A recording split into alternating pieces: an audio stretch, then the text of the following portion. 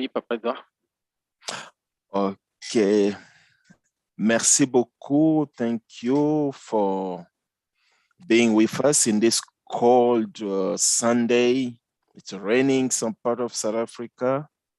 It's cold. Some don't have electricity, but you accepted to sacrifice this time to be with us. Merci beaucoup. Mon nom, c'est Edin Djeka. Je suis le secrétaire général de CoopCongo. Sans tarder, je vais passer la parole à notre chairman qui va nous présenter un peu CoopCongo. Souvent ici, nous utilisons toutes nos langues nationales et nos langues officielles, so including English. Donc, la majorité des gens préfèrent parler anglais, ils sont confortables, mais nous prenons note et nous essayons d'expliquer en français après. So we use both languages. We use French, we use English, and we use also our Congolese national languages in our platform. So any language that we speak in Congo is fine. So I'll just to hand over to the chairman who will introduce us. Thank you. Again, chairman, you are muted. Merci beaucoup, Monsieur Djeka, notre secrétaire général. Merci beaucoup pour Madame Vambili d'avoir accepté de passer cet après-midi avec nous. So we thank you very much for the time and for having accepted to share with us your experience and participate in this community building exercise we're doing. So as part of CoopCongo, we usually go through this very short presentation, which is just to remind that the platform is the CoopCongo platform, which is the future Congolese bank in Southern Africa and the world. Well, today our agenda is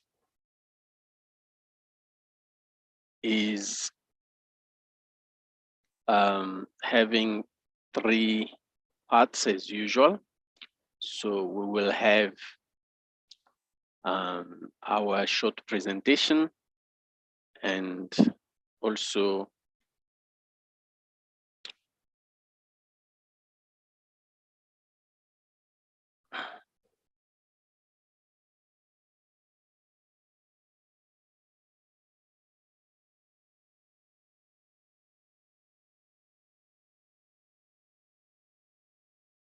then we will have our guest to speak to us about her experiences. So then we'll have the open time for questions, queries, and input. We do remind that the questions are not only for the presentation, but anything that has to do with CoopCongo, including today's presentation. Donc, nous aurons notre petite introduction et puis nous allons passer la parole à Madame Vambili et ensuite nous aurons nos questions et nos contributions sur tout ce qu'il y a pour le sujet d'aujourd'hui, mais aussi pour tout ce qui est de CoopCongo.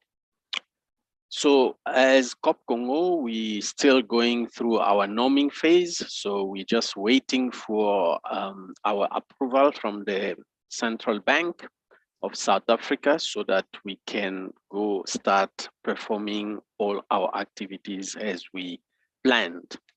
Donc, jusque-là, nous attendons encore notre licence auprès de la Banque centrale d'Afrique du Sud et nous voulons être cette grande banque des Congolais en Afrique australe et dans le monde. Nous avons déjà pu atteindre tout ce qu'il y a comme demande, tout ce qu'il y a comme condition de la part de la Banque centrale. Nous avons 210 membres et nous avons plus de 100 000, à peu près 700 000 dans notre compte à ce jour. Donc, nous avons 2 millions de parts que nous avons vendues et nous espérons atteindre 20 millions dans quelques temps. Déjà, on a vendu plus d'1 million de parts qui sont réservées. Donc, nous continuons à vendre nos parts. Il y aura des opportunités diverses à la banque. Donc, nous aurons des produits de crédit et des produits comme des comptes d'épargne et comptes de crédit. Et nous aurons des crédits à long terme et puis à court terme aussi. Et puis, nous aurons des produits communautaires. Nous avons notre plan funéraire qui est déjà en place. Et nous sommes en train déjà d'en parler à nos membres, mais le plan funéraire, ce n'est pas seulement à réserver aux membres de CoopCongo, c'est pour tout le monde. So we have our products which are already there, saving products, credit products. Those two are waiting for the banking license. The community products, those don't need the banking license because we're running them as a community society product. So the funeral assistance product, it's not insurance, it is assistance. It's already available, so we're already pushing it for our community members. It's not only for CoopCongo members. And the medical assistance, which will come later. So notre bureau, c'est 012 320 20 79 à Pretoria. Et nous continuons l'éducation, comme vous voyez, comme aujourd'hui, c'est l'éducation pour tout le monde. Et jusque-là, nous allons encore faire notre AGM probablement au mois de juillet. Et puis, voilà. Donc, nous avons la grande chance aujourd'hui d'avoir une première dame. C'est la première dame cette année, M. Njeka, à vous l'antenne. Je crois que c'est la première dame de cette année, n'est-ce pas?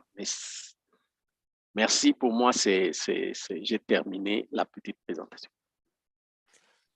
Merci beaucoup, Chairman. Effectivement, oui. She's the first, our first lady this year. We would like to have many more. We have one more lady lined up for the after this week, the next week. Donc, nous aurons encore une autre dame dans 2 semaines. Donc, nous ouvrons nos dialogues à tout le monde. Comme je le dis toujours, si vous avez des sujets, vous pouvez nous donner. Nous allons chercher quelqu'un qui peut les développer pour nous. Ou bien, si vous voulez nous présenter un sujet, you are all welcome to contact me and we will plan how you can come.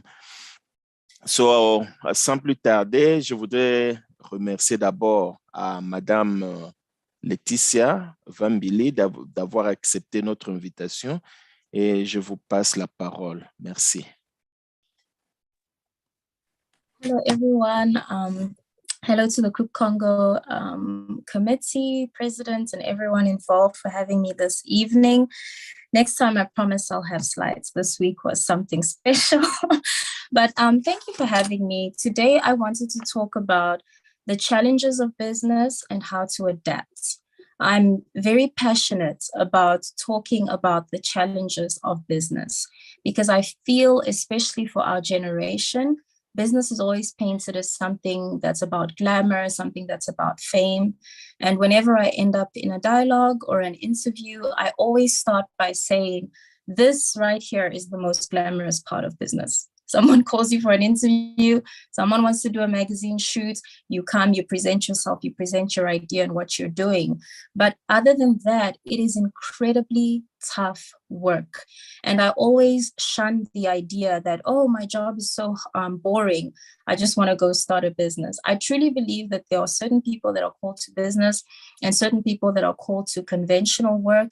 And either one has got its challenges. You can also do both, but it's really dangerous to glamorize business and not to think about the responsibility that is placed upon you as a business owner. So the first point I have for this evening's discussion, I called it, business is not glamorous, it's purpose. What is your why?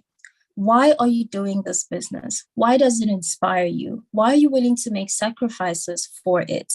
And I often say If you focus on the money, the service will fail. But if you focus on the service, you will always have money. But in order to generate that money and to focus on the service, it sometimes means that you're going to have to put in hard work. Sometimes it means that you're going to have to sacrifice and work overtime. There's a joke by business owners that said, I quit my 9-to-5 for a 24/7. So if you're going to do something 24/7, then you have to be passionate about it. I'm going to go a little bit into how COVID helped us as a business adapt and go into what my business is. So I am the owner and founder of a business called Love Your Locks. We manufacture natural hair products. And a lot of people, when they think of me, they think I run a salon. That's not what I do. I own a natural hair brand of products that became a salon. In fact, the salon aspect of the business was us adapting, but I'm going to go into that shortly. You have to understand that when you open up a business, you're going to deal with people. You're going to deal with people in your staff, the people you're hiring. You're going to deal with clients. And it's not always easy, especially in the beginning of the business. I've been in my business for about 6 years now. You really get clients that, let me put it this way, they're like agents of Satan, where if you're having a bad day, there will be that one client, there will be that one employee that just knows what to say for you to pop off. But the responsibility of knowing that you're the owner, in my case, that you are the brand, that you are the look, that you are the feel, should always keep you thinking, what is my goal here? So our goal as Love Your Locks is to professionalize the Black hair space. So those of you who have seen my salon or been to my salon, it is very different. We have very different rules, and we're going to talk about why that was difficult just now. We have appointments set up. Usually the Black salon space is people that are untrained. They just have a talent. As a result, it has caused a lot of damage on many women's hair. So basically what we're doing is taking someone that has a talent and training them, teaching them the biology behind hair, teaching them the science of beauty and why they're doing what they're doing. So because my why is that I want a space for women of color that is dignified, that is therapeutic. I mean, think of other races of women who go to beauty salons or hair salons. It's almost like therapy. But when you think about Black women and going to the salon, it's always very stressful. You first have to figure out if Maria's going to be on time. So you get to the salon and you're like, where are you? Or something like that. And then I've had situations where someone is eating and doing my hair.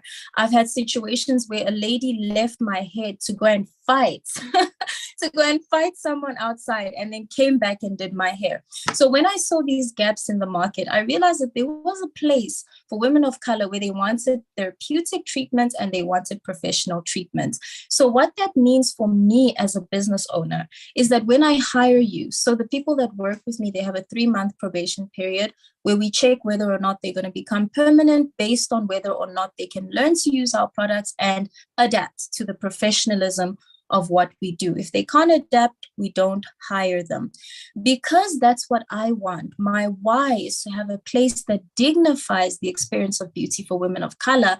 I cannot just flip out. No matter how bad the client is, no matter how bad the employee is, I have to find a way to calm down because I am setting the tone for the why of my business. So that's one of them.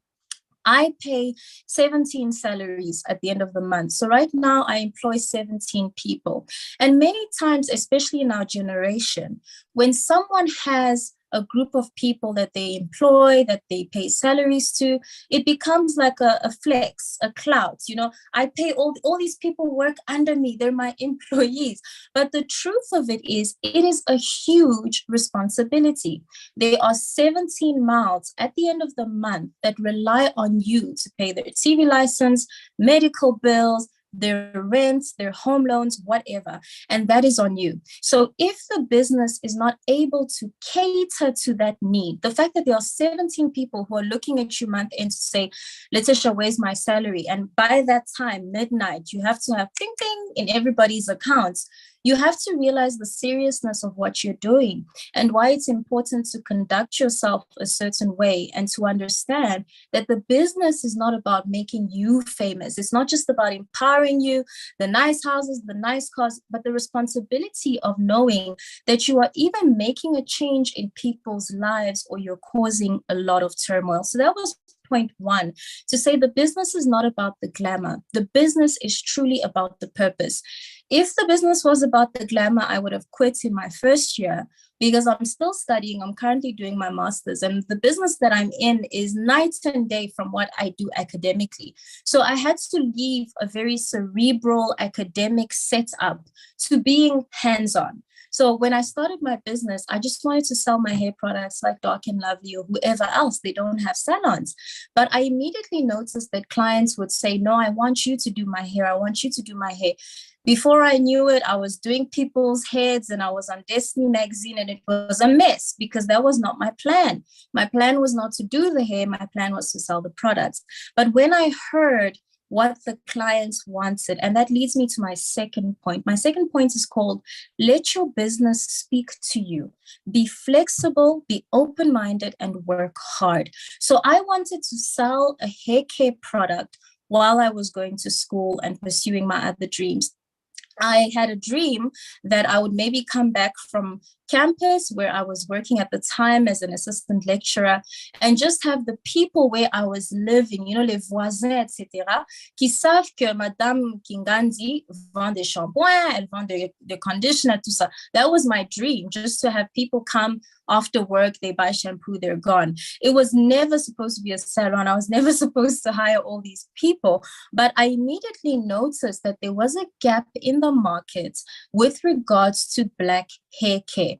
So immediately I opened a salon situation in my house, and the security guards at our gate, they thought we were selling drugs, because the caliber of woman that was coming to do hair in my house, they were driving Maseratis, they were driving Lamborghinis. I had South Africa's ambassador to Lesotho come and do her hair at my house. I had a senior executive advisor in Nigeria come and do her hair at my house.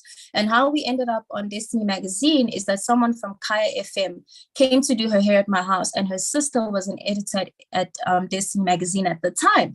So I started to realize that these women who had money and who had means and who had connections were willing to come and sit in my very small house at the time and get their hair done by an academic who has no idea what she's doing. And so the more I spoke to these people, the more I realized that the gap in the Black hair care market was the therapeutic and professional aspect of doing hair. The fact that they could have tea and coffee in my house, they could speak to someone who understood what they were doing with hair. I'm a researcher. Ironically, I'm doing my master's in French studies. It's focusing on trauma on the African continent using literature as a context. So I'm really interested in research. I'm always reading and always doing the due diligence. So I knew a lot about hair. And I started to realize that a lot more people who had talent needed to be trained on the biology of hair. So it was more than just having a good product. I had to essentially change an industry. And that's what caused me to be so flexible. Now, when I moved into the salon space, now clients wanted accessories because the products were doing so well on their hair. They couldn't find ribbons, they couldn't find bonnets, they couldn't find. So I said, you know what, let me do that. So I got together with a lady, she's also from Congo, and she makes my bonnets, she makes my ribbons, all the things that people buy. And so I'm still listening to the business. It's okay to have an idea. It's okay to have a vision that you feel is going to change the world. But that vision, even legislature-wise, when you register your business, it has its own ID number. So according to the law, the business is its own entity, it's its own person, and your clientele, they begin to speak. And once they begin to speak, you begin to realize what's missing within that space. Because remember, when you have an idea, you don't yet have the knowledge on the field of that idea. So you can come into the field and have all these brilliant ways you want to change everything, but then the field begins to tell you, before you change that, maybe remove this landmine and that land. You can't build a house when there's tons of landmines. So business is the same way. When you pick up what the landmines are and you really feel called to this thing and that this thing is for you, do something about the landmines, because that can be where you hit gold right there. The third point I want to go into as we speak about listening to your clientele is, who is your clientele? So I was once watching something on ETV where the girl, like me, she was also manufacturing hair products, and she said, I want my clientele to be an up-class woman of a certain social bracket. And I remembered watching her thinking, mistake number one. Do not tell me who your clientele is. Your business will attract your clientele. Remember, there is Louis Vuitton, there is Balenciaga, there is all these other big brands, but there's also brands like Pep. And Pep is a multi-billion rand industry because money does not discriminate. And sometimes we are so stuck on who we want to be associated with. Because remember, it makes me look good. If my clientele is a big-time person, it makes me look good. But the 100 rand from your maid and the 100 rand from the madam is still 100 rand at the bank. And if you want your business to have an impact, then you have to allow your business to attract its clientele. So when I started Love Your Locks, I had this mantra, this idiom, I would say, I want to cater to the madam and the maid. I want everyone to know that they can do natural hair. You don't have to have money to do natural hair. Unfortunately for me, I attracted the kind of clientele that actually has money. And so I had to give up on my dream and think about, in the future, how can I subsidize some of the costs of Love Your Locks to cater to underprivileged communities? So that's something that I'm working on right now, because at the moment, my clientele is an up-class lady. So she needs a certain kind of salon space. That determined where we picked our space. The car needs to be safe, etc. If I'm going to work in the rural areas, do I want to set up those canteens so that I cut on rent? Do I want to set up recyclable water? There's a few people I know where you can use the water, etc. So now it's almost become a business idea for the future to say, how can we cater to the underprivileged communities? But one of my clients, for example, once was Tuli Madonsela, the old advocates to the country. And she said to me, thank you for bringing back dignity to Black hair, because every time I go do my hair at the salon, it feels as if I've left my dignity on the floor. So when you have people telling you things that are that strong, you begin to realize that this part of the industry also needs catering too. So speaking about your clientele, I have 3 ways of thinking about clients. You've got your beginner client, your intermediate client, and your advanced client. What I mean by that is your business will go through stages. You will not just start on top where you know what you're doing, everybody trusts your work, everybody's supporting you. It will not happen like that. You have to imagine that in our communities, we grew up together. So if I'm gonna cut into Lingala quickly, la psychologie, je suis allée à l'université avec plusieurs personnes qui me connaissent. Laeticia devait devenir psychologue. Maintenant, un jour, Laeticia vient, oh non, I'm selling hair products. Ça signifie quoi? Depuis quand? Who's going to just use those products? Who's going to just trust you? And as a business owner, tu dois comprendre ça. C'est pas tout le monde qui va te supporter dès le début. You have to prove yourself that what you're doing is worth supporting. The biggest mistake we make is that we become ba ennemi, na ba camarade, na ba famille. Oh non, ils m'ont pas supporté quand j'ai commencé. Mais ils te connaissent pas comme ça. C'est pas leur vision, c'est ta vision. 2 visions signifie la division. Donc, c'est ta vision. C'est à toi de montrer à tout le monde que ce que tu fais is worth supporting. So we need to exonerate people from feeling like, oh, they must just support you. Why must they just support you? So your beginner client are people who are willing to support you in the beginning when everything is not perfect. Ironically, what I learned is that some of the most influential people in African society were willing to support me when I was at home. I began to learn that the most successful people in our societies understand que tout le monde commence quelque part. And they have a respect for people who are starting at home. You're not just getting a business, but you're not making enough money to pay for the rent. And that is the advice they would give me, particularly the wife of South Africa's ambassador to Lesotho at the time in 2016. She said to me, whatever you do, don't go get an office space right now. Let it naturally, the business must kick you out of your house, or else you get an office space and you're not making enough money to pay it. And the business is on a crutch from the beginning. The first bottles, 5 bottles I sold them with no stickers, no ingredients, just a bottle comme ça. And at the bottom, I wrote their shampoo with a marker because this lady wanted the product so much. She didn't even care. I've been in the business now for 6 years. I have seen more people than you can imagine. On an average Saturday, we've got 30 bookings apart from walk-ins. And to this day, I still do not have ingredients on my bottles. The reason I do not have ingredients on my bottles is varied. But if I can summarize it, I can say it's because I'm working on it.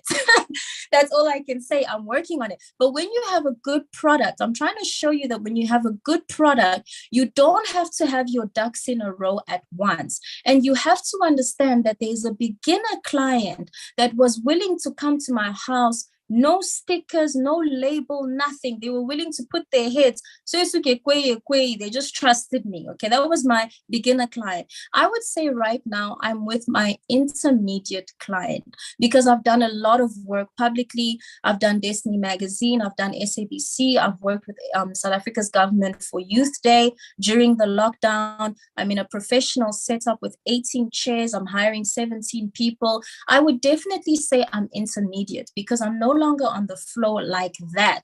So now there's a professional salon space. Your name is going out there. Our ambassador is Dineo Rasedile. She's on Dead Places on Netflix as well as on Scandal. So you've got a lot more people going out, and the Scandal crew use our products for their natural hair. I've actually been there to train them on how to use the products on the actresses. So you begin to realize that you're not necessarily a small business at this point, but what did Scandal need before they could call me to their offices?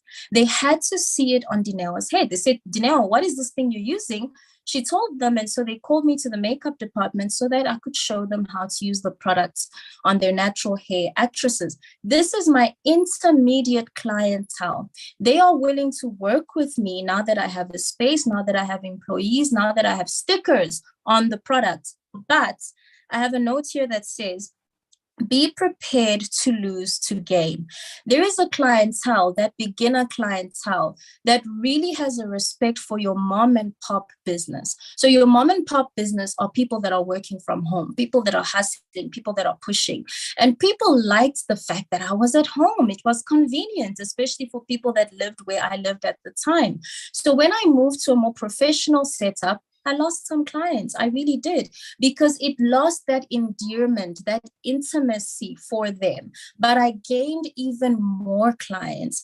And as a business owner, you have to understand that. You have to understand that clients have their preferences. And once my products are in stores, I will lose clients again, but I will gain more clients. So there are clients that are comfortable being with you when you're nobody knows you. There are clients that are comfortable with you in the middle stage, and there are clients that are more comfortable. I mean, there's a client right now who will not use my products because it doesn't have ingredients. And as a business owner, I have to understand that. And I have to understand that that clientele will only join once there's ingredients on the bottle. So understand your clientele. That's point 3. Point 4 is don't be so quick to go from operational to administrative roles in your business. Okay, so what is the operational role? The operational role is je fais ça, je parle là-bas, je parle au client, je fais les bookings, tout ça.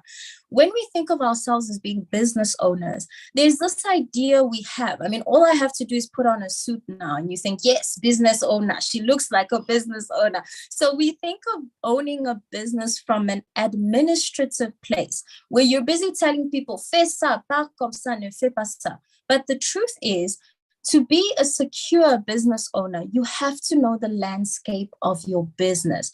This is a great segue into why I don't yet have ingredients on my products.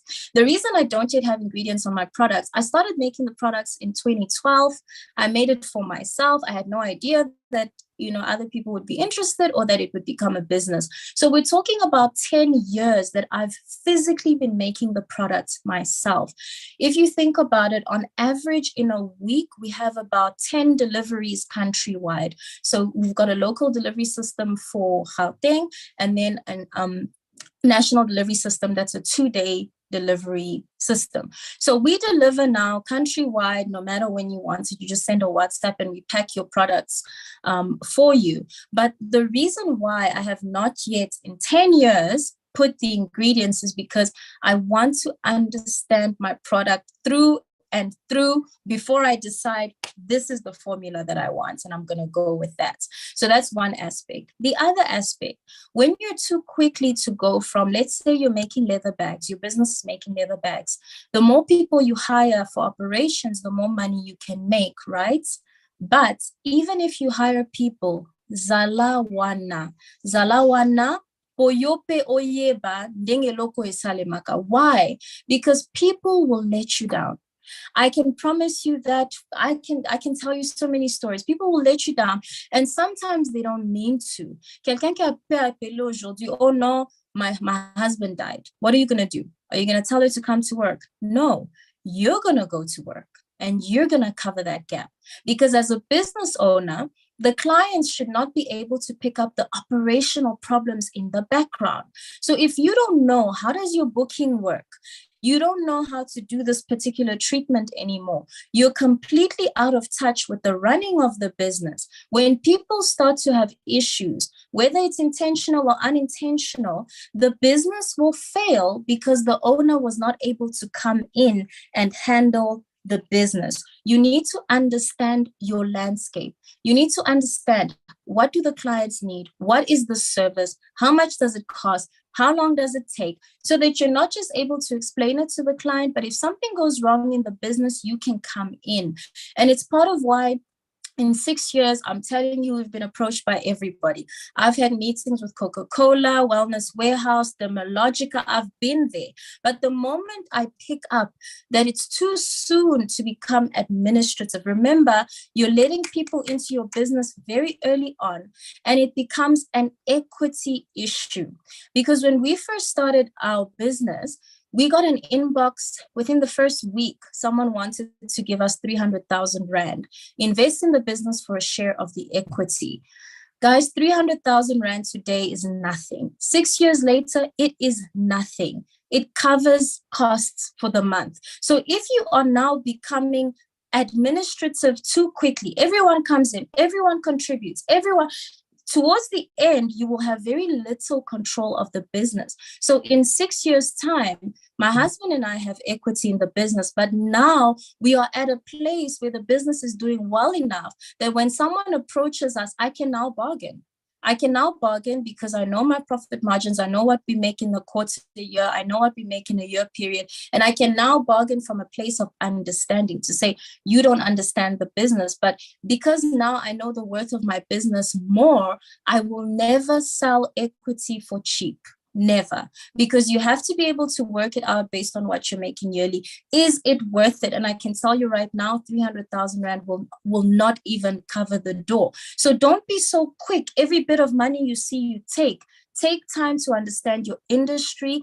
The hair industry in general for Black women is a multi-billion-dollar industry. So if you enter from the beginning, et tu prends tout ce qui vient, you're missing out on so much more that you can be making and so much more people you can be impacting, because you're not staying long enough in the business to understand the landscape, so that when you make an impact, it's a real impact because you've been there for a very long time. So don't get caught up in, oh, I must be successful, people must see me. Even though that one is a story for another day. The greatest successes, guys, it takes time. It takes time. My last point 7, is going to be for the entrepreneur, where we're going to talk about that. When people don't believe in you, when people are talking about you, it's fine. But there's no success story that took a year. Everybody has had to work tirelessly in the background to build some of the brands you know today. And we are not exonerated from going through a similar journey for ourselves. I'm almost towards the end. I'm now at point 5 that says, adjust your business model where necessary. Play with the demand versus the supply model. So this is during COVID. I said I would talk about COVID, where everything was closed down. As soon as the minister allowed for hair products to be delivered, stage 4, we were delivering it all over the country. We did so well because we were out every single day, because we now realized, yes, you can't come to the salon, but we can now deliver even more products and make that system more efficient. Another thing we realized was house calls. We had a system where you come to me, I do your hair by me. But by stage 3 COVID, we realized that people were afraid to go out, afraid to catch the virus. So we spoke to our staff and said, we're going to do house calls, use the technology available to you. If the people were close to us, my husband will take one person, I take another person, I Uber one person, I Bolt the other person. So there's 4 people that are currently doing hair. We set up a system where you had to pay beforehand. It had to come straight to the work account. The lady comes to your house, does your hair, she's equipped. That's it. That happened 2 years ago during stage 3 of the major lockdown. And today that system still runs. So I'm constantly sending Ubers, I'm constantly sending Bolts. And even that has led to potentially new business opportunities, to realize just how many people want an at-home service. So you begin to see that the challenges of your business are actually opportunities for you to cover a gap in the market that nobody else is covering. So now an aspect of our business that runs every day is a house call service.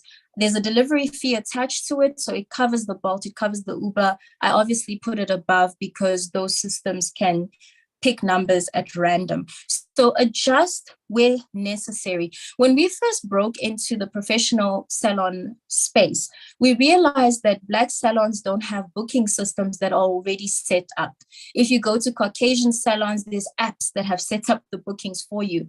With us, we first had to figure out, si quelqu'un dit qu'elle veut le mesh de quelle longueur, ça prend combien de temps? So now we had to create lingo that speaks to our business, shoulder length, middle back, bum length.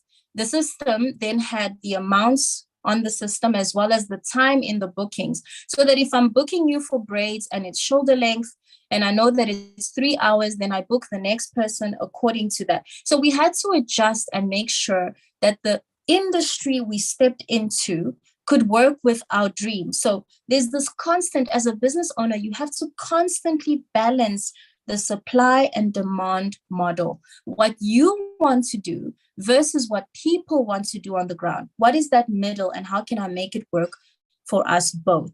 The second last point I have before handing back is be realistic, okay? Be realistic with your expectations. Be realistic with your goals. We have a rule, my husband and I, we do not touch the business account unless it's salary time. We give ourselves that salary because the business, anything can happen. And that's how we survived COVID, because before COVID, we always just had something we left there. And that's what got us through. That's what got us to retain our staff. That's what got us to retain the place where we are, the rent, etc.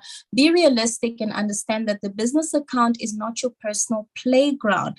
SARS will see that. SARS will come after that. You cannot be buying groceries on your business account unless you can justify that you serve your clients tea, etc.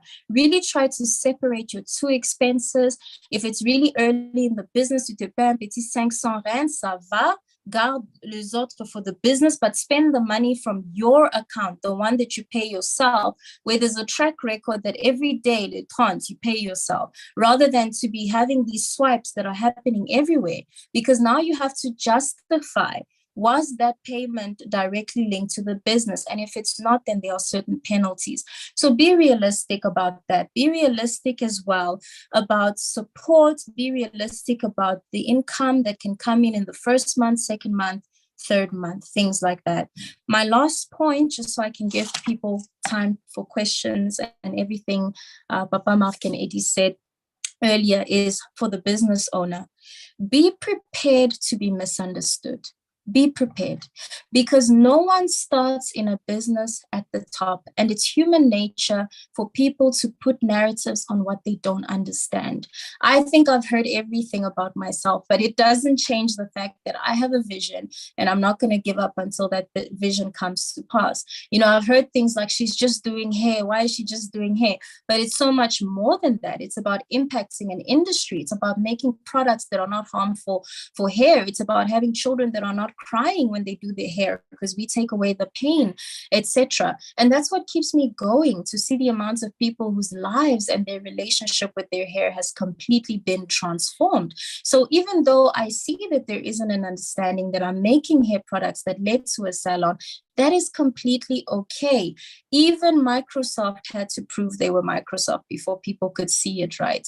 But even that is a stretch for me. And I go back to my first point of the why.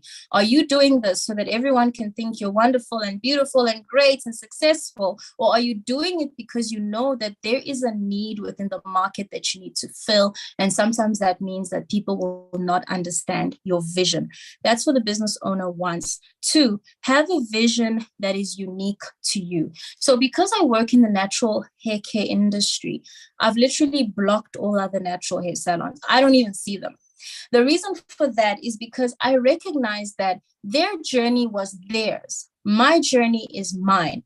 And as a small business owner, to be looking at established business sometimes makes you feel like you'll never get there. Sometimes it makes you feel like you're so small. Sometimes it makes you feel like you're making mistakes. But even those businesses made major mistakes before they became who they are today. So it's important for you to have a sort of tunnel vision. It's okay to get inspiration, but it's not okay to copy. And it's not okay to feel let down because you're not Coke or you're not whatever, because you have to understand that for those people to become who they were, they had to believe in themselves and their vision first. Stop expecting that everyone will get it and that you being surrounded by all these other people doing better than you will do good for you. Sometimes you have to put that block so that you can understand they are who they are, I am who I am. And what I'm trying to introduce is different from what they're trying to introduce. It's like when you're doing a research piece, right? You have to say what whoever said in 19 whatever, but you still have to say now where they did not, you know, the gap, the lacunae, the void is here. This one said this one said this, but no one said this. So that's what I think when I think of inspiration. This brand is doing this brand is doing this, but no one is doing this. And once you find that middle, that void, that niche, you latch onto it and you shut everything else out, or else it can actually make you feel a bit spooked about what you're doing. Lastly, for the business owner, client complaints are important.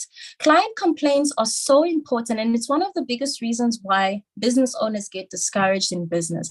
You've had a complaint, something went wrong, and you're just like, I can't deal with this stress, I'm done. But think about it. Every single successful business, let's talk about places we go to every day.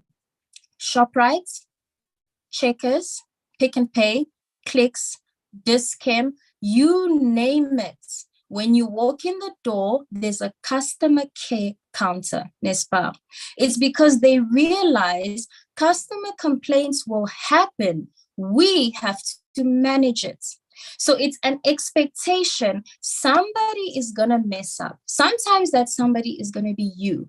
But it's better to have a customer care management system than to have nothing and to be spooked and surprised by people coming saying they didn't like this, they didn't like that. So in my case, it's complimentary treatment. In my case, it's a free accessory or a free bonnet. It's a refund. It's an apology. It's a call from the owner. So when I get sent by the receptionist, I say, there's this complaint. I then have to decide, must the manager call her? Must I call her? Then I have to tell them based on the problem, say this to the stylist, say this to the client, offer a complimentary treatment. If it's a big enough problem, I call them myself as the owner. I say, listen, it's Laeticia Vambili, the owner. I heard this happened. I wanted to hear from you. It's about the look of the business. It's not about defending anyone. It's not about being right. It's about you showing the client that you care about your customers and that you're a professional business. Even if you disagree with her, sometimes people just want to be seen and they feel so special. Oh, the owner called me. The owner let me talk, but I'm calling her being aware of what the problem is. And I already have a solution. Really, I'm just letting her talk so that she's felt she's heard. So that's one with customer complaints. Two,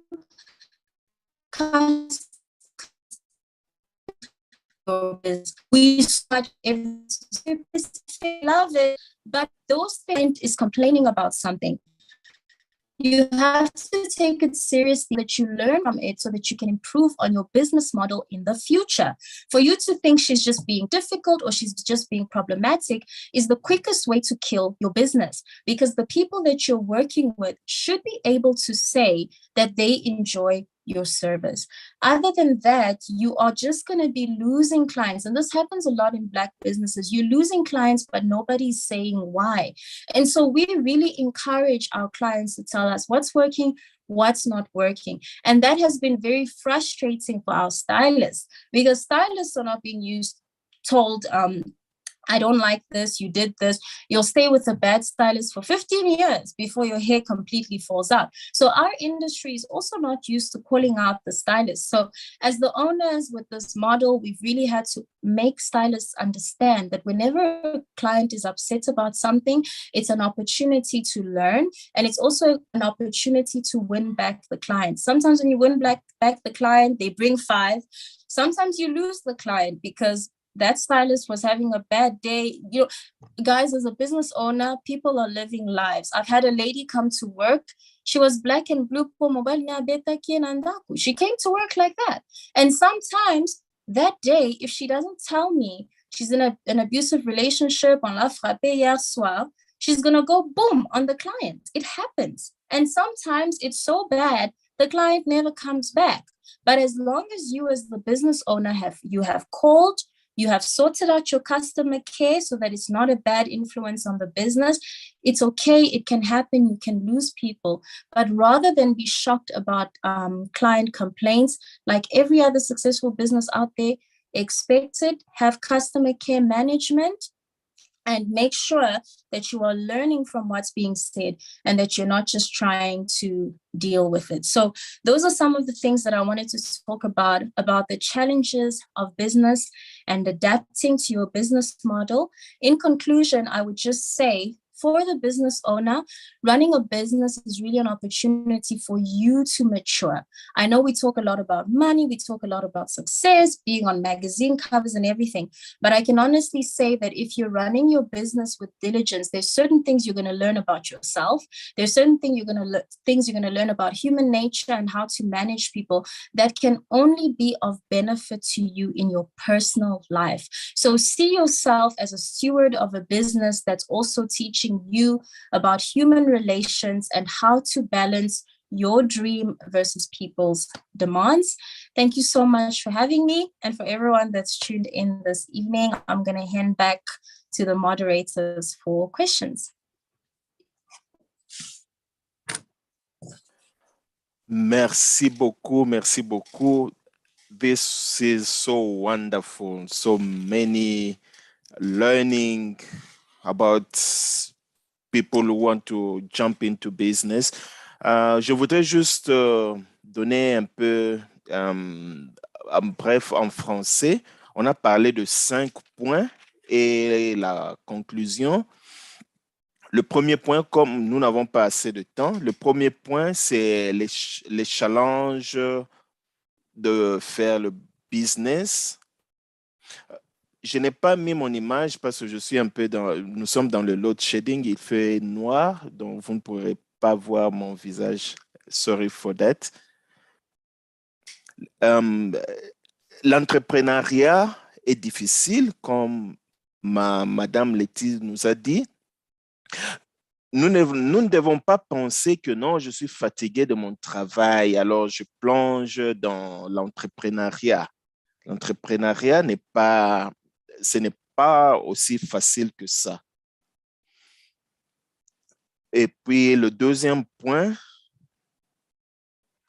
il faut laisser que ton travail parle à ta place. Et ici, elle nous a donné l'exemple de célébrités qui sont venues à la maison lorsqu'elle était encore à ses débuts parce qu'elles ont aimé le produit qu'elle faisait. Elles ont aimé ce qu'elle faisait et bien qu'elle soit célèbre dans ce pays comme notre avocate Tuli Madonsela, que l'on connaît bien, l'ambassadrice de Lesotho en Afrique du Sud et beaucoup d'autres célébrités de YFM. Elle a commencé à la maison et elles étaient préparées à venir à la maison pour se faire. Elles ont quitté leur confort pour prendre soin de leurs cheveux dans sa petite maison, là où elle habitait. Et il faut écouter aussi ton business. Le troisième point, il faut connaître qui sont tes clients. Elle a parlé ici des clients qui sont débutants, si je peux dire. Au début, là, elles étaient confortables à venir à la maison, par exemple. Et maintenant que le business grandit, tu trouves l'espace quelque part, il y a de ces clients qui ne vont pas se retrouver. Ils vont soit ne plus venir, et là, vous aurez maintenant des clients intermédiaires. Lorsque vous y mettez le professionnalisme, ce sont des clients qui sont là, ils ont peut-être été avec vous au début, ils continuent à vous soutenir, ils font aussi vos publicités et vous avez plus exposition dans votre travail. Il faut donc être préparé à perdre quelques clients pour gagner d'autres. Comme par exemple, lorsqu'elle travaillait à la maison, elle avait perdu quelques clients qui avaient le confort de venir à la maison, mais en étant à un endroit plus accessible, elle a gagné beaucoup d'autres clients. Le quatrième point, ne sois pas pressé de passer de l'opération à l'administration. Je crois, si on a lu le livre de Capitalist Nigga, ça va un peu dans ce sens-là où vous allez dans le shop d'un noir, vous voyez la personne la plus vêtue qui est là, c'est le chef, elle ne fait rien. Donc, il faut comprendre les opérations. Si par exemple, comme les exemples là donnés, il y a ton employé qui ne vient pas parce qu'elle a deuil, elle est malade ou quoi. Tu dois être à mesure de faire ce travail à sa place. Et ne soyez pas pressé de vendre ton business. Comme elle, au début, elle avait eu des propositions d'argent et tout, mais aujourd'hui, la valeur de business est de loin supérieure aux propositions qu'on lui donnait à l'époque. Dans ton business, il faut avoir l'adaptabilité de business. L'exemple qu'elle a donné pendant le COVID, par exemple, il y avait le Covid qui était là, il y avait des restrictions, mais elle avait maintenant créé le service d'aider les clients à la maison. Et là, c'est l'adaptabilité du business qu'elle avait et qui a aussi permis à ce que les employés soient toujours payés à temps, que le business, l'endroit où on loue soit toujours payé à temps. Et il faut aussi être réaliste. Il ne faut pas confondre le compte de business avec ton compte privé. Il ne faut pas commencer à acheter n'importe quoi avec le compte de business. Il faut le respecter. Allô?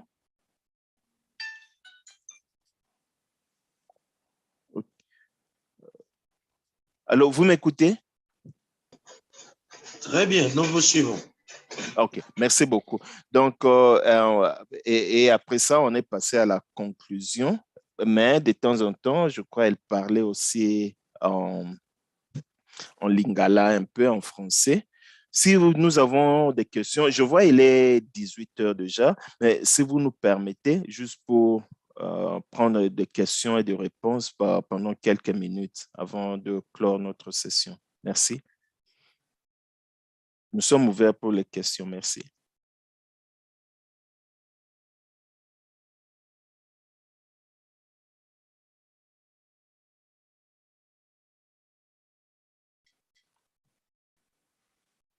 Monsieur, oh, je vois, il y a une main.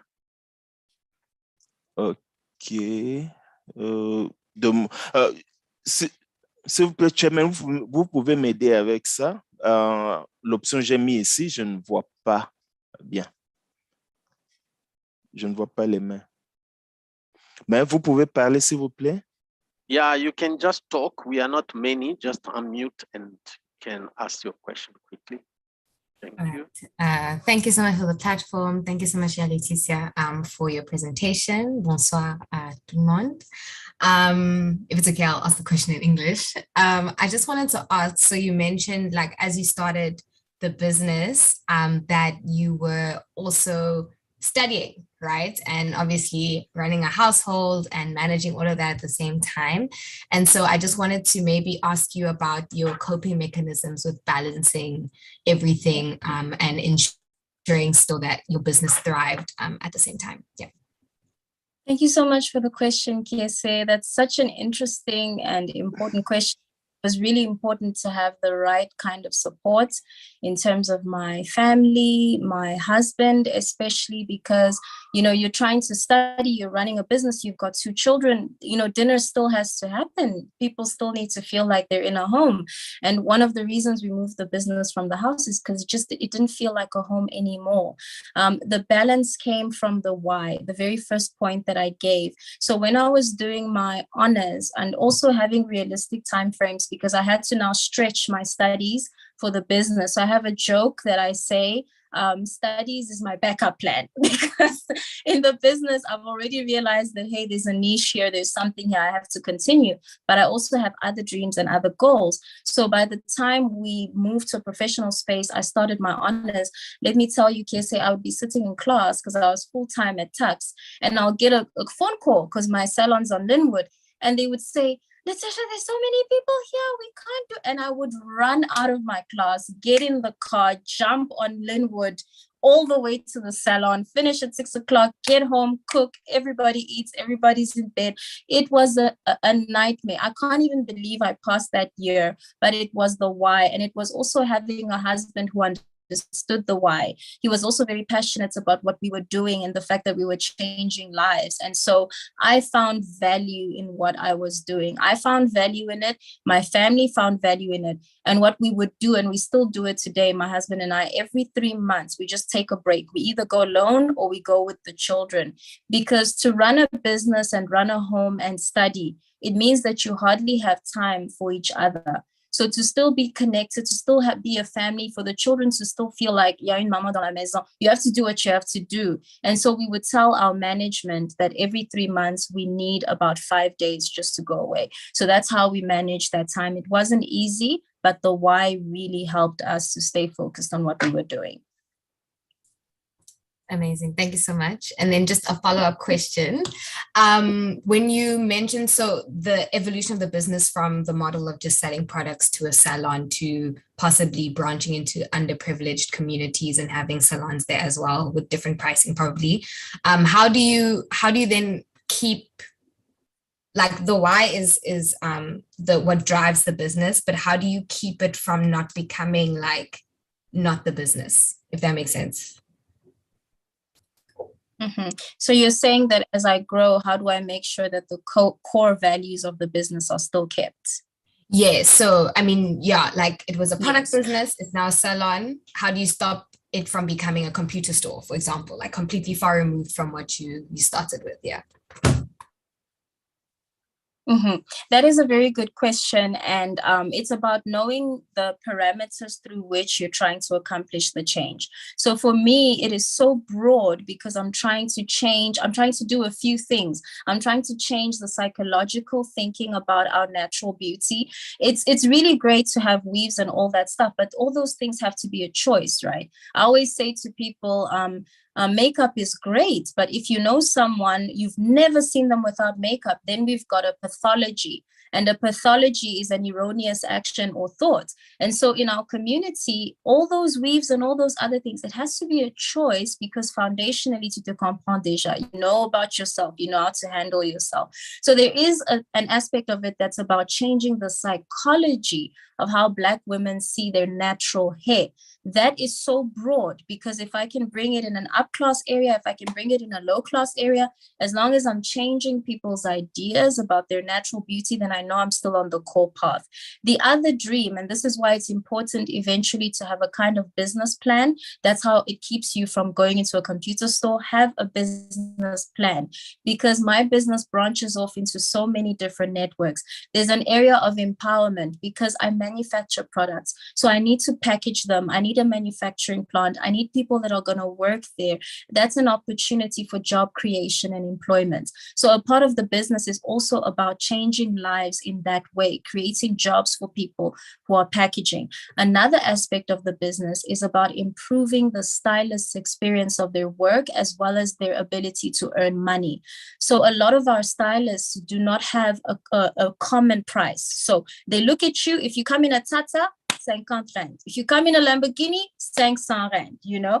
Now, what I want for our stylists is for them to be trained, and that I would love a training academy one day for anyone to be able to say, I'm Love Your Locks trained. I understand the biology of hair. As long as they can put that in their stall, they can increase their profit margins because they are a trained professional stylist, which is something that's not there in the industry. So I think that as the business grows, in order for you to keep it from becoming a 5-headed chicken, have a business plan.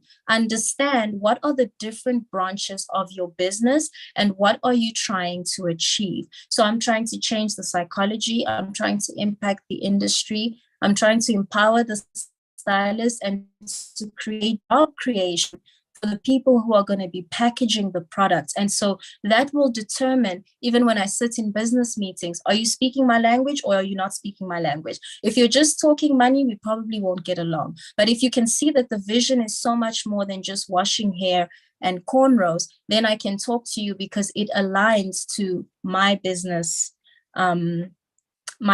goals and the vision that I have. So to cut it short, I'd say have a business plan. Have a business plan. All right. Thank you so much.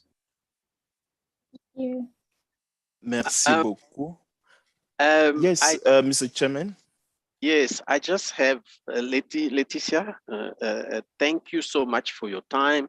Yes. I see you spoke. It looks like if we allowed you, you could speak for 2 hours and we still have some substance. Now, there is one aspect which we did not even touch, which you just talked about it briefly, but it just gave me an idea. Mr. Njeka, I don't know if you can negotiate this. Small businesses finance.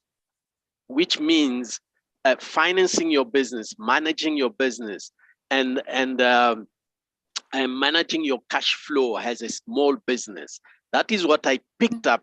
You did talk about it, but just very slightly, which can be another full subject on its own to advise our small businesses on how to actually manage their finances. Here, it's not just a question, but I wanted to know if it is a topic that you feel our General Secretary can come back to you and negotiate. I know your time is tight, even if it is not now, but in the future, I would like to share that experience with you so that our community members will also benefit. I don't know if there is a comment on that at the moment. Thank you. Oh, I wanted to reply to say absolutely. And I was open because I thought an hour was a bit, so it's fine. I'm still here. I'm here as long as you need me. To speak on the finances, it's something I'm very passionate about because when you're running a business, tu vas avoir beaucoup d'argent. Mais you have to think of your overhead, your expenses, your costs. And a lot of us, especially people of color, you tend to see it more with us because we're breaking into the business spaces now where we're creating generational wealth. And we're making a lot of our mistakes that our counterparts already knew from their grandfathers, etc. So when you see at the end of the month 450,000 Rand in the bank account, you're already thinking, Louis Vuitton, Gucci, let's go. But did you think about your rent? I mean, I manufacture, so I have to think about the bottles, the lids, the sprays, the stickers, the rent, the salaries. We've got water canisters in the house. Are there toilet paper in the toilets? Is there air freshener? Do I need to repaint the floor? When you actually think about it, your bottom line can be very little from a 450,000. And some people's businesses are making 1 million, 2 million.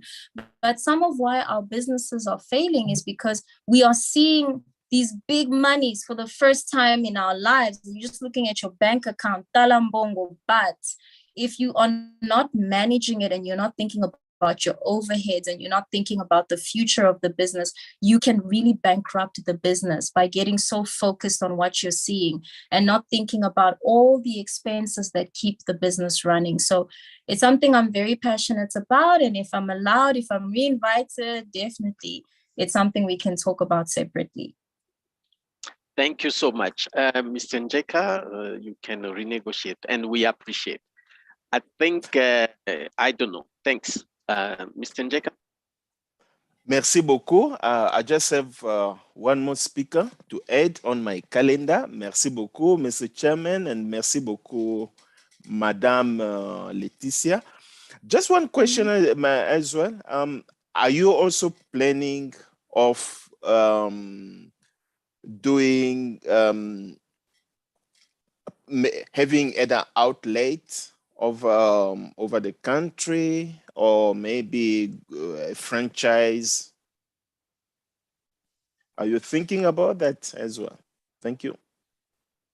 Thank you for the question.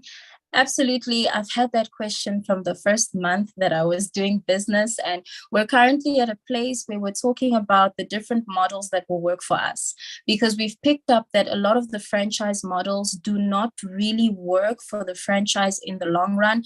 And so we've been looking at a few models. For example, if you look at a business like Chisanyama, Black people love meat and they love barbecued meat. The reason Chisanyama failed is not because there was a lack of clientele, it was a managerial issue. So when you look at Chisanyama, when it first broke out, I was in university and the meat portions were incredible. You could get one thick piece of steak. And then as time went by, the steak pieces got smaller and smaller and smaller. And so from a business perspective, I could tell that clients were going to buy that meat until the end of the day, but it really went bad because of the administration in the background. So even though growing whatever that model will look like is something that has always been on the cards, it's especially on the cards right now, I've always been more interested in longevity.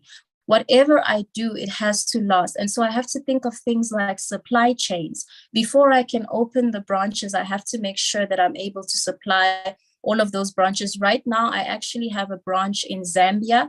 The reason I did that is because I wanted a branch that could operate outside of this branch, just so I could see how the model operates when there's no other competition, right?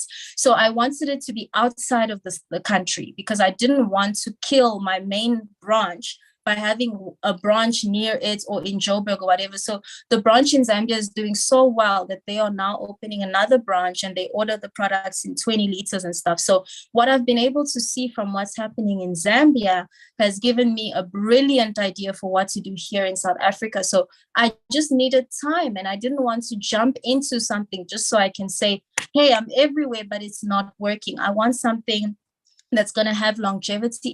B, the training aspect of what I envision doing for the Black hair care space is very important. It's not just about taking stylists and putting them on the chair. I have to create a kind of training academy that allows me to have a hub where people come and they have the training, and then I send them to the different networks. I do understand that if I slap Love Your Locks on a building, people will probably go there because there's more people that know about us. But the question is, will it have the same standard? As Kese mentioned so well, would it keep the same vision? Will it keep the same core values? And so we are looking at systems that allow for whatever branch, wherever it opens, to have the same core values. But that means I have to be involved in the training. That means I have to have a system that allows me to train a lot of people. And so we're working on the foundational things that can allow us to actually have more branches. So it is a very big conversation, but like I keep saying in my notes, good things take time, and you have to be willing to take time than to do something quickly just so it looks successful and it doesn't pan out. So yes, it is in the plans. The foundations just have to be strong for that. Thank you very, very much. Do we still have some questions? I don't see any hands at the moment. Yes. Me again, sorry. Thank you so much. I think the one question that just popped up now is linked to, so at the end you mentioned being realistic, right? And so you being a business owner is not far removed from you also being woman, Black, and quote unquote foreign, right? Yeah. And so I just wanted to ask you about the realities, if there are any.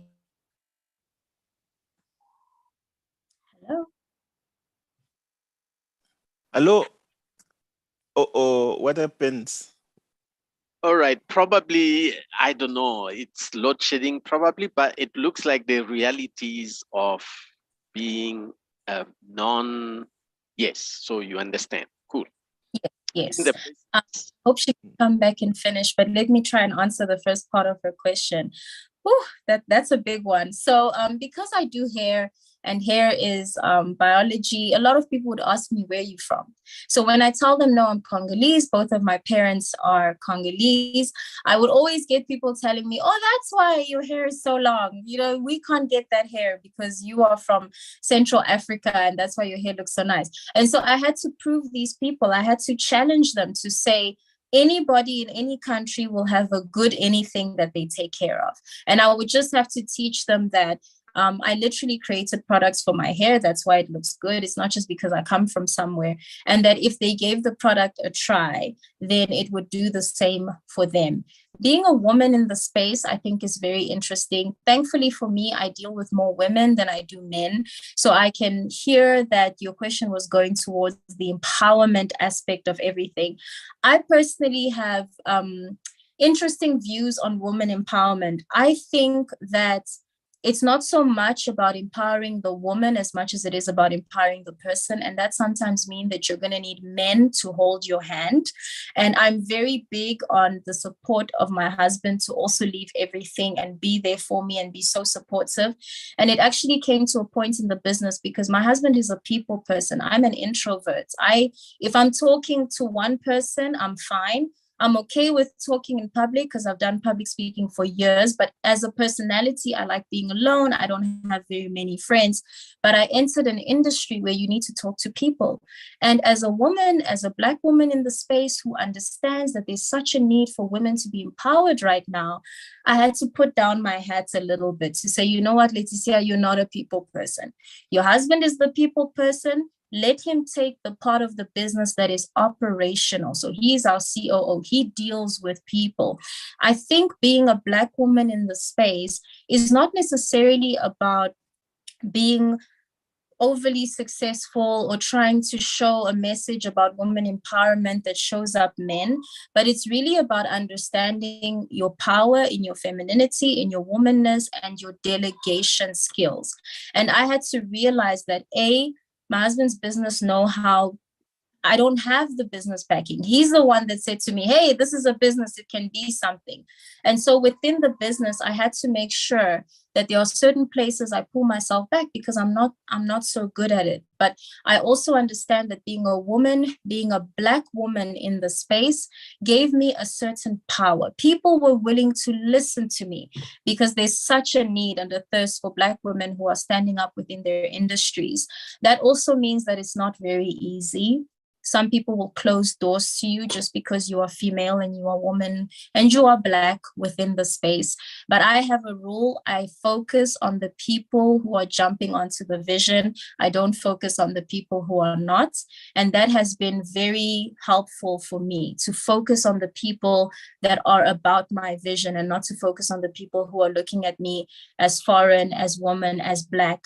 And then lastly, like I said about the stickers on the products, if you've got a good product, people will buy it without ingredients. I don't know if you guys know the product Gentle Magic. Gentle Magic is one of the biggest selling products, face products for your middle class South Africans, and it doesn't have ingredients. So even if it doesn't look like you, it doesn't feel like you, as long as it's working, people will jump onto it. So I've realized if you have a product that works, even if you are foreign, people will jump onto the dream. South Africa is also changing. They're traveling more. They're becoming more open to the outside world. And I must tell you, I'm pleasantly surprised. I have not had a lot of xenophobia. I've had it more with my staff than I've had it with my clients. My clients are very supportive, go for it no matter where you're from. But with my staff, I tend to find that if it's a foreign person, it's a problem that I'm foreign and successful. So those are some of the nuances that I've faced as Black, female, and foreign in my space. Thank you very much. So far, we don't have Kiese with us, but you have said so wonderful. And on the chat, people are even asking already for the presentation on the small business finance and so on. So I will organize with you. So we will send a date so that people can come and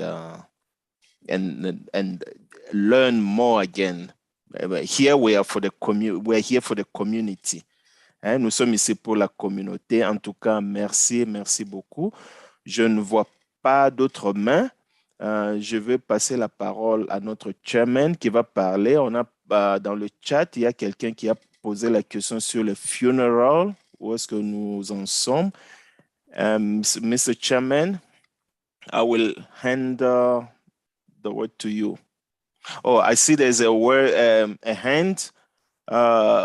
Mr. Ezekiel, yes, you can go ahead. Thank you, Madam Laeticia, for your presentation and your experience in business.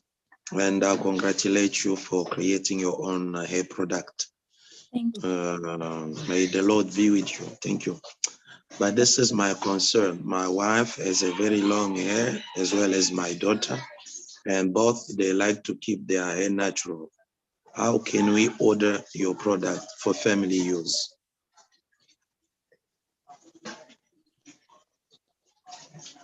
I just wanted to reply to that. I was actually trying to say, so I can actually message to Mama of the number. It's really, really easy. It's a WhatsApp number. You can send a message, say, this is what we need for our hair, and then we sort out delivery. It gets to your home, and then we send you the steps via WhatsApp as well, just so that you can talk to us and we can help you. So it's for salon use and it's for home use. So if they need it, there's a number that I can give. It is 061 542 4462. on, my dear. Hold on. Mibel, pass me my adapter.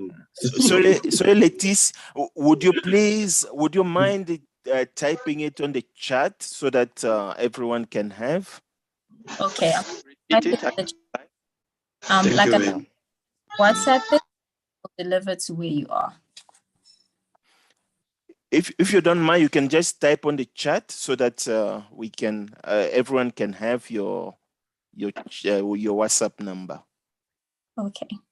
I have sent Thank it. you. Okay. Yes, there we Thank go. you.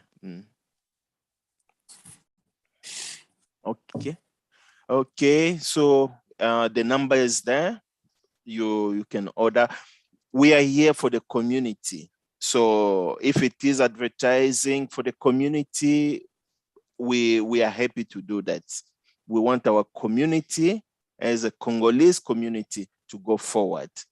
So thank you very much. So Mr. Chairman, I will hand over to you.